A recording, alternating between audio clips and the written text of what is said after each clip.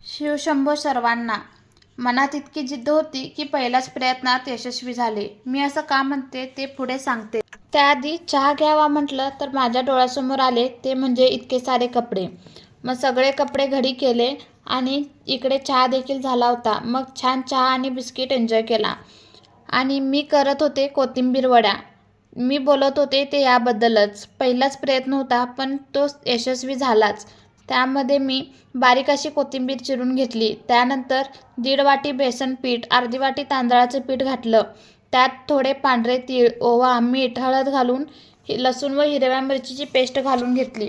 मऊ असं कणिक मळून घेतलं आणि त्यानंतर त्या कणकेचे उंडे बनवून त्याला वाफवून घेतलं आणि थंड झाल्यानंतर त्याच्या गोल वड्या पाडून घेतल्या आणि तेलात छान असे लालसर होऊपर्यंत फ्राय करून घेतलं.